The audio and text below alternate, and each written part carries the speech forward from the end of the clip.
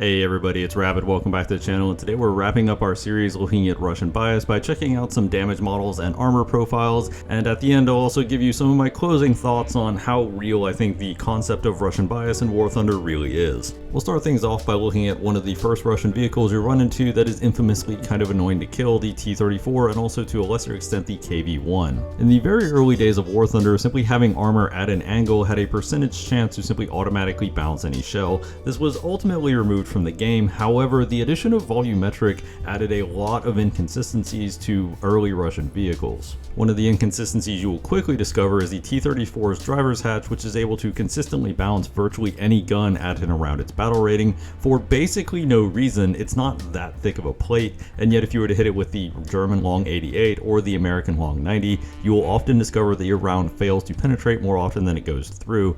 Part of this is because the overlapping of the driver's hatch and the hull, and another part is because of the optics, both of which tend to add a fairly anomalous amount of protection against incoming shells. The early T-34 turrets also have a bunch of plates and angles that tend to interact very poorly with volumetric, resulting in non-pens even when your shell should go through very easily, and the turret ring is a complete lottery on some of these T-34s. Sometimes your shell will easily penetrate, and other times your shell will get stuck or will detonate in a very odd fashion, which will do little or no internal damage. The KV-1 also benefits from this. However, the KV-1 heavily benefits from another phenomenon that we described very early on, and that is skipping. That is to say, if you were to try to shoot the lower side of the KV-1, which is one of the few parts that are weak against some guns, you might run into major issues with the track absorbing a significant amount of the penetration of your shell. Additionally, on both the KV-1 and the T-34, fuel tanks tend to absorb basically the entirety of the shrapnel of your incoming round, meaning that more often than not, if you manage to hit one of the fuel tanks, you'll basically do no damage to the vehicle. Now, to be as fair as possible, there are other vehicles at these BRs that are equally as annoying to kill. Things like the Panther, whose turret mantlet can either be easily penned by a short 75 or your long 90 might struggle to go through because the game isn't entirely certain. There are obviously issues with volumetric in general that get in the way of a lot of penetration calculations. That being said, I have anecdotally noticed that the skipping phenomenon seems to disproportionately help Russian vehicles over everybody else, because Russian vehicles have a lot more very thick turret side and upper hull sides, which means that often you do have to aim for that lower hull, and you run afoul of, if you just happen to catch it wrong and hit the tracks, you will completely non-pen a plate that you should easily go through. This is obviously pretty inauthentic because unlike a normal armor plate, a track is not a contiguous piece of metal, so it won't offer that kind of resistance if you go along it lengthwise. Instead, the shell is much more likely to slightly deflect up or down, or the track link itself is much more likely to break, rather than riding it the way it does currently in game. While the KV can sometimes benefit from this, I found the IS-3 was actually the tank that this is the most annoying to deal with the IS-4 being a close second. One thing that I do find very notable is that a lot of the Russian vehicles tend to be at battle ratings that feel artificially low relative to their armor. These are things like the early T-34s, the KV-1E, and even to an extent the IS-3. However, it's important to remember that Russia is a very common starter nation, and likely even more so in the CIS region than it is in European or American regions. So ultimately, the battle ratings of these vehicles appear to be more a flaw of the way Gaijin does balancing rather than a specific bias, much like the somewhat wonky balancing of vehicles like Tigers and Panthers. I'm also going to wrap back to the T-34s because while the base T-34 is very annoying to deal with at its battle rating, this is largely due to the numerous little and annoying overlapping plates, and because the T-34-85 largely homogenizes out these plates and is a much smoother and flatter surface, the turret of the T-34-85 is much more consistent, even if the hull is still somewhat annoying. In that respect, I'd hesitate to label it bias, and it's more just an eccentricity of the way they do modeling and their systems. That being said, even though a lot of these videos are focusing more on ground vehicles, we have to give a brief shout out to the Su-25's damage model, or more accurately, the lack of a damage model for the Su-25. The Su-25's damage model has been quote-unquote fixed multiple times and is still in a state where it can routinely absorb bursts of cannon fire or even direct hits from missiles and not particularly care. My favorite game in the Su-25 was when I took not one, not two, but 3 direct hits from Chaparral missiles and managed to still limp my way back to base, land, repair, rearm, and go back to the battlefield, which is frankly absurd. No plane should even come close to that level of durability, and realistically from a gameplay standpoint, what was the Chaparral supposed supposed to do. It hit me 3 times with the missile. It's not like it has a more powerful weapon that it can use or that it can aim better. While I'm sure a lot of people are about to post in the comments that the Su-25 is a flying tank, I will reply with, no it isn't, there is no such thing as a flying tank. The best you can really expect is to take some level of damage and return home. Direct hits from missiles 9 times out of 10 do drop planes out of the sky. For every image of a Su-25 returning home, there's a dozen more that didn't. On top of that, if the whole reputation of a flying tank were enough to get a plane a really ridiculous damage model, the A-10 would also have one, and it very much doesn't. The A-10 can be casually knocked out of the sky by 50 cals with basically no issue, and the combat survivability of the 2 planes in real life are roughly similar, so it is very unusual that the Russian flying tank is an absolute brick house and the American flying tank is basically a paper airplane. With all of that being said, the star of the show for ridiculous damage models far and away goes to top tier Russian MBTs. These are members of the T-64 series of main battle tanks. The T-64 family have been in the game since the New Era patch all the way back in 2017. However, the period we're going to be predominantly covering is what I'd like to call the Russian winter period from update Red Skies onward, where the T-80 BVM dominated top tier. The reason why I call this the Russian winter era of War Thunder is because from the Red Skies update onward, Russia has always been one of the best, if not the best nation to play at top tier, and even at its lowest points in the Russian winter era, Russia's top tier has always been above 50% win rate. This only started to drop off somewhat in the era of the air superiority update onwards, which was December of 2023, where the Leopard 2A7V and Stridsvagn 122B Plus were added, which generally proved better than Russian tanks, although the T-80 BVM was still very competitive. Now, if you were to ask a lot of Russian players how easy it is to penetrate and do meaningful damage to one of their tanks, they would probably give you a display something like this, showing the entire lower plate, massive weak points around the breech, the driver's port, etc., and act like all of these weak points would consistently result in a kill. However, everybody who's played against these tanks on a regular basis know that there are some serious problems with this assessment. The original plan for this part of the video was to show you the interior layouts of some Russian vehicles, including a bunch of small metal bands that were added around the carousel and on the ammo itself, and to ask some fundamental questions about exactly why they were there and what purpose it served, because as far as I could tell, these were part of the autoloader system, even though the autoloader system wasn't modeled at the time. That being said, it is very difficult to look at a small piece of metal inside of a tank and know exactly what it is supposed to be or what purpose it serves, so it was at least willing to give the developers some degree of doubt on exactly what this was or why it was included. However, it didn't appear to be actual armor because it didn't shrapnel, so it was effectively a thing that absorbed shrapnel but did not itself shrapnel, which is kind of unusual to include in a vehicle. With the addition of autoloaders, some of the questions I had have been answered, as a lot of these pieces of metal were simply integrated into the autoloader proper and others were simply deleted entirely, and this raised a lot of questions for me as to why you would bother including elements of something that is not functional in the game, because the only purpose I could see looking back was to artificially increase the survivability these tanks had to penetrating hits. As an interesting aside, several people have noted that the autoloaders seem to make Russian tanks more durable, not less. However, I think there might be a bit of a bias in this in terms of how you observe the shrapnel in the damage model. For those of you that are unaware, if shrapnel doesn't hit a critical component, the shrapnel itself won't even appear in the replay viewer showing you what the shot did to the enemy tank. So often when your shrapnel would disappear into these little pieces of metal, you would simply see a lot less shrapnel from your round, and it looked like your round wasn't shrapneling properly, which wasn't really correct. It was shrapneling properly, there was just a lot of extra protection there. That being said, now that those pieces of metal have been added to a functional component, the autoloader, you can see how much of your shrapnel is getting absorbed by this element of the vehicle, so it's less that it is increasing durability necessarily and more that you can see your shrapnel disappearing. Or at least that's a theory of mine. I was spading the Leclerc at the time before the patch went live, and I have been spading a few other vehicles around those BRs since then, and I haven't personally experienced a notable increase in the survivability of Russian tanks since the patch. However, I will definitely concede there isn't a great empirical way to test pre-patch and post-patch damage on the interior of Russian vehicles. Regardless, what this meant then and now is that you essentially have to imagine that this cylinder in the middle of the tank surrounding the turret is effectively immune to shrapnel. No shrapnel will enter it, so you simply have to hit the target directly with your shell if you want to knock out a critical system or ammunition. Interestingly enough, this doesn't actually extend into the turret itself, so if you hit the side or back of the turret in the right spot, you can get a normal shrapnel pattern, but it does seem a little weird that you can't get the same normal shrapnel pattern from hitting the side or front. Now, near the beginning of the Russian winter period, a lot of people were saying that players simply needed to aim better. They simply needed to know where to put their shells, and that was just a skill issue, and there was one prominent YouTuber that basically said the same thing in a video, and that there was nothing wrong with Russian damage models. That same individual then proceeded to make another video on a brand new Russian T-80 coming out a little while afterwards, and noted that they liked taking less than the maximum ammunition in the carousel so that there were gaps in the carousel that rounds could fly through, which completely contradicts the point that the Russian damage models are normal, because on the T-80 your crew is bubble wrapped in ammo in the middle of the tank.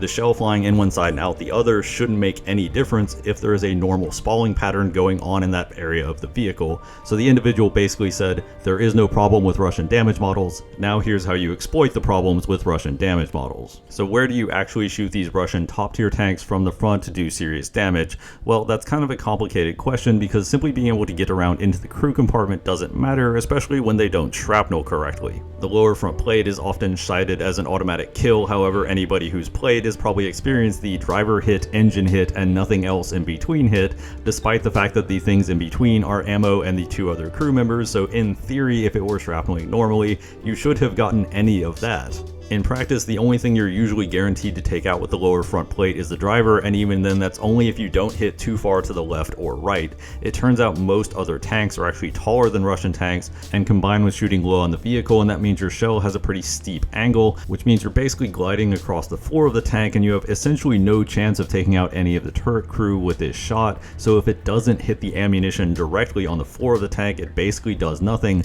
which is also why the T-80 BVM has such high survivability, because the explosive charges of the shells, the part that goes boom, are actually vertically stacked instead of horizontally stacked, which means they don't have as large of a footprint on the floor, and gaps in the carousel are more likely to affect whether or not they directly hit one of these charges. Combine that with the fact that hits to the left or right often generate no shrapneling whatsoever thanks to the fuel tanks, although you will sometimes get a fuel tank explosion, but it is very inconsistent, and your actual window of shooting the front of the Russian tank is incredibly small. If you hit too low, it just goes through the floor and maybe knocks out the driver. If you hit too far to the left and right, you just hit fuel tanks. If you hit too high, you hit the ERA and you still get stopped entirely. This actually raises another interesting point that artificially increases Russian tank survivability, and it kind of piggybacks on the ERA issue we talked about several episodes ago. If you were to look at the estimated shell penetration of many of the top tier shells in War Thunder and what their penetration is in real life, it would seem to line up with the penetration in War Thunder. However, the real life estimates are for 2,000 meters and War Thunder is for 0 meters.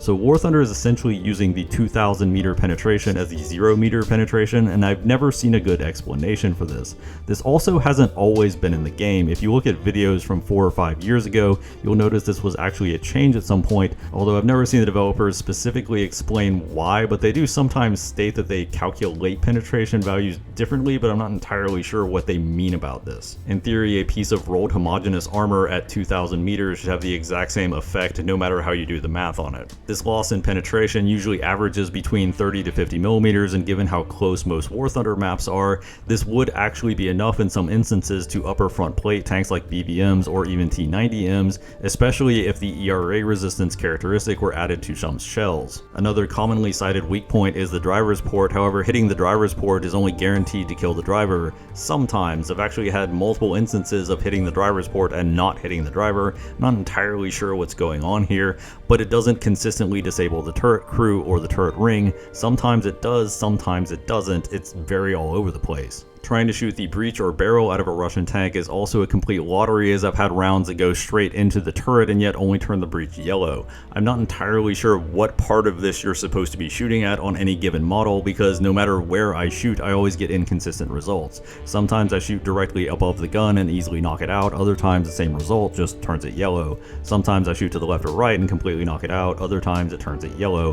Most of the time when you're doing this, you also do not get any turret crew, despite the fact that similar shots on most Western nations will often result in 1 or 2 turret crews getting knocked out. The turret ring is actually a relatively thin piece of metal, and it's probably the best shot if you have time to scope it in, but it's also small and very inconsistent to hit. A hit dead center of the turret ring will often knock out both turret crew members. However, it's usually better to aim towards the left and right because sometimes that hit doesn't even knock out the breach or the driver. That being said, as stated earlier, the turret tends to shrapnel normally, unlike the hull, so it turns out if you do hit to the left or right of the breach on the turret ring, it will often shrapnel enough to knock out the gun and take out one of the crew members, and then you can either shoot the driver or shoot the other crew member and you're good to go. You can sometimes knock out the gunner and commander in the turret by hitting their cupolas/sights. However, I have noticed these are kind of Schrodinger's gunner and commander in that they sit a little bit too high for you to hit them by hitting the hull, but they also sit just low enough in the vehicle that often shooting the roof or their sights doesn't do anything.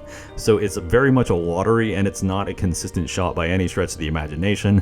On top of that, high explosive rounds to areas like the gunner sight, the cupolas, etc., despite instantly knocking out NATO tanks, does virtually nothing to Russian tanks. The big problem, however, is that while you're scoping in these relatively small and frequently inconsistent weak points, these Russian tanks can often just click on the middle of you and get a very similar result. This creates a sizable disparity in the reaction window you have versus the reaction window they have, and obviously you can't really compensate for that by just aiming better because they don't have to aim better. To add to that, even if these Russian tanks over angle and make a mistake and give you a nice juicy side shot, if it's at a sharp enough angle, the relic bags on the side will completely block it, and if you try to shoot between the relic bags and the hull, you'll just hit the fuel tank, which again generates no shrapneling whatsoever, so unless your shell directly hits ammo, it won't do anything. This is also the point where I'd like to remind everybody that top tier games and games in general, when you have 15 versus 15 matchmaking, and especially when the vehicles are as easy to use as top tier vehicles are, the games are not decided by the best players, but rather by the average players. It's very easy for an average player to kill the best player in the lobby by simply clicking on the middle of them, so when your average players are beating the tar out of the enemy average players because their tanks don't shrapnel correctly and just give them an extra life, your team is probably going to win that match. One thing I do want to look at is that the Russian winter lasted about 2.5 years, all the way up until update air superiority, where the Leopard 2A7V and the Stritzfong 122B Plus were added, which somewhat supplanted the T80 BVM by having all of the annoying damage model elements, but while also being generally a better tank. Interestingly enough, the dominance of these Leopards with spall liners did prompt the developers to make some noticeable changes in terms of how damage models are added and to add additional damageable components that can potentially be taken out. However, in the 2.5 years of the T80 BVM running the show, they didn't seem terribly bothered about doing anything to that particular tank's damage model, even though it very much was the damage model itself that was saving it in many cases. And as one minor small point before we go into our conclusions, way back in the day when the Maverick anti-tank missile, which was an optically tracked fire and forget missile, was first added, it could lock onto enemies at exceptionally long ranges and could destroy basically anything it touched. The developers decided this was a little too powerful and nerfed its ability to lock and destroy targets while keeping its spawn cost as one of the highest in the entire game. In Update Alpha Strike, we ran into a similar problem with the Su-25 SM3 being added with both KH-29s and KH-38s. With a thermal targeting pod and very long ranges, it could basically optically lock any anti-air as soon as it spawned, and then RTB and grab another load of missiles, and you would instantly find half of your team getting vaporized. Even though this is exactly as game-breaking as when the Mavericks were first released, the developers so far haven't shown any interest in nerfing the characteristics of either the KH-29 or KH-38 missile. It's hard to at least not draw the most basic conclusion that when Germany or USA doing it, it's a bug, but when Russia's doing it, it's a feature. Well, I'm pretty convinced I'm not actually going to change anybody's mind on whether there is or isn't Russian bias. I wanted to both go through the Russian tech tree and see for myself exactly how good or bad a lot of their vehicles were at certain battle ratings to see if I could draw some meaningful conclusions, and the undeniable answer I came back with is you're never going to find a smoking gun, one thing that definitively says yes there is a Russian bias or no there is not. However, it is pretty hard for me to say definitively that Russian vehicles are not being treated distinctly differently from the vehicles of other nations, both in terms of their implementation and their authenticity. In miniatures games, there's a concept that I like to refer to as favorable rounding. In miniatures games, you use points to buy models and then you put those models on the table, but often you'll find models that don't fit within the granularity of the point cost, or to use an example, you have a model that could either be a good 3-point model or a bad 4-point model. For the average faction, it's a bit of a coin flip as to whether it will get unfavorably rounded up to 4 points or favorably rounded down to 3 points. However, it is always always pretty clear to see the developer's favorite faction, where models seem to universally get more favorable than unfavorable rounding. On the whole, I would definitely say in the game of War Thunder, the Russian nation has gotten some favorable rounding in terms of a lot of its characteristics and how a lot of its vehicles have been implemented, but there are very few things that I can say are just definitively outright wrong in a way that favors Russia. That being said, it is very rare for a Russian vehicle to get implemented in a state other than the best state it could theoretically be implemented in, whereas a lot of other nations have to endure vehicles that start in a weakened state and get upgraded later over time. Or to put that in simpler terms, it's the benefit of the doubt. It's the assumption that all of these vehicles can do what the Russian government says they can do unless stated otherwise, whereas a lot of other nations it cuts in the opposite direction. Of course, that's just my opinion on the matter. This is a very polarizing topic, so a lot of people have some strong opinions. I would say feel free to leave it in the comments, but based on the last few videos you already do, so thanks for that. If you did enjoy the video, please leave a like and subscribe. That always helps out the channel. As always, don't forget to choose.